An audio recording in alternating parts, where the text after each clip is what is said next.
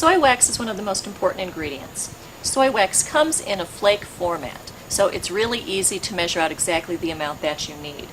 Now when you purchase your soy wax, it's very important to buy soy wax that's designed for textile use. You can buy soy wax that's made for candles at the craft store in the candle section. You can buy it on eBay. The problem is the soy wax that's designed for use with candles has additional ingredients in it. Before I actually start with the crayons, I need to do a little bit of a preparation to the fabric. So I'm working on silk today, and the silk I'm working on was soaked previously in the vinegar and water solution that we discussed earlier. And in order to stabilize the fabric, I'm going to iron the fabric onto freezer paper. Freezer paper is shiny on one side, that's a thin plastic layer. That plastic layer can be bonded through the use of the iron temporarily to the fabric so that it makes a nice stiff surface to draw onto. So I'm going to cut off a piece of freezer paper. The beauty of these crayons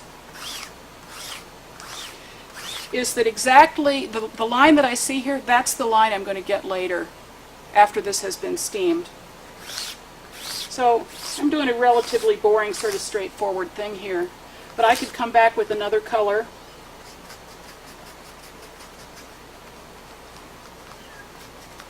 and work into this pattern.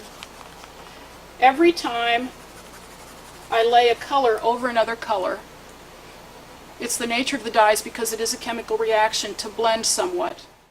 Now you can use just about any tool that can withstand heat in order to apply the hot wax. So one of the things that we like to use is a brush, and really the techniques that I'll be demonstrating are very similar to what you might do if you've worked with soy wax before without the dye added. We'll be using a lot of the same techniques, but just having the dye added to the soy wax. Brushes are really nice, and I particularly prefer the natural bristle. Foam brushes, sometimes the heat gets them a little bit melted.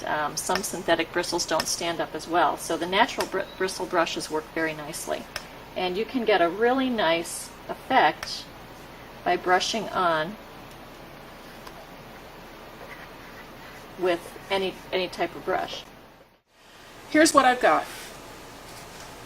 Basically you need a hot plate, and unless you're going to put it on your stove. But if you're planning to use a stovepipe like we're building, which allows you to steam longer lengths of fabric, then it is probably going to be easier for you to maneuver if you've got a hot plate where you can be lower, where your center of gravity can be closer to the ground, instead of trying to put this up on a stove where you would have a difficult time getting into it. So I have a hot plate here, and you can look for those at thrift stores. You can look for one at an inexpensive general store. They're relatively easy to find.